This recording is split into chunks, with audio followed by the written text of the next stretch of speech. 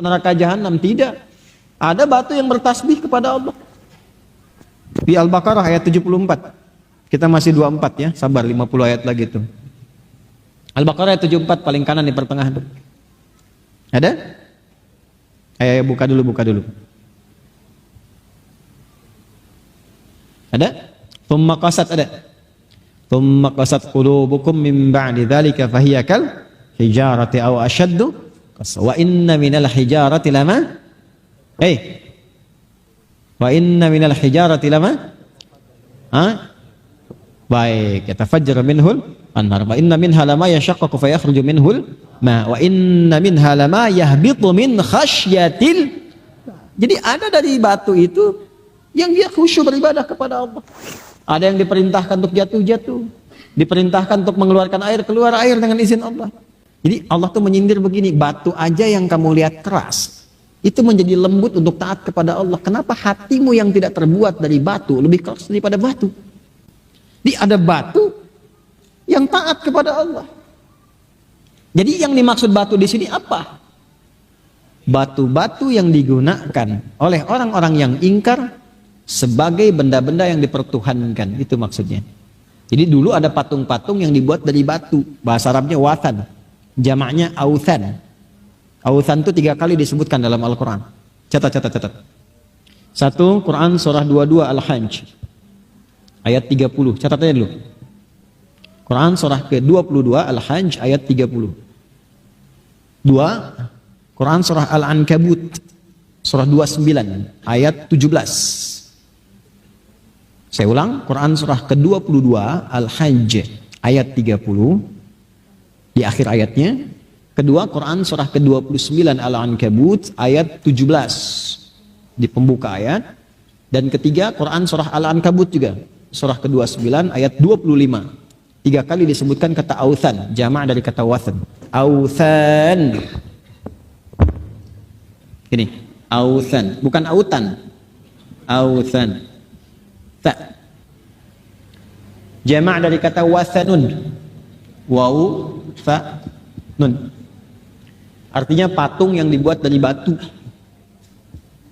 Jadi zaman itu banyak patung-patungnya dibuat dari batu.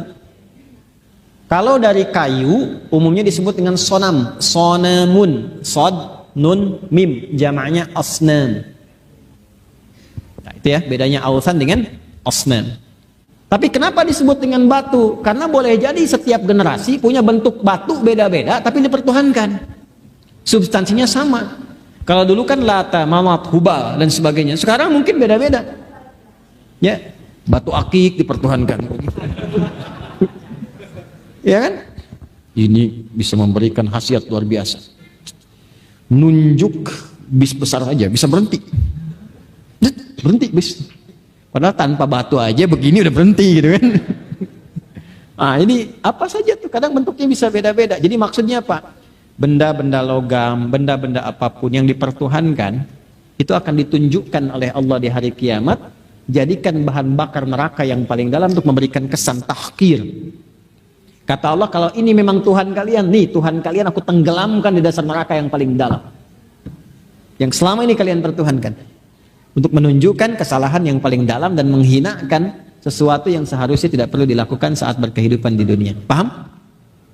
Nah, untuk siapa itu disiapkan? Uiddat lil kafirin, bagi orang-orang ingkar. Siapa ingkar di sini? Nanti 2 golongan.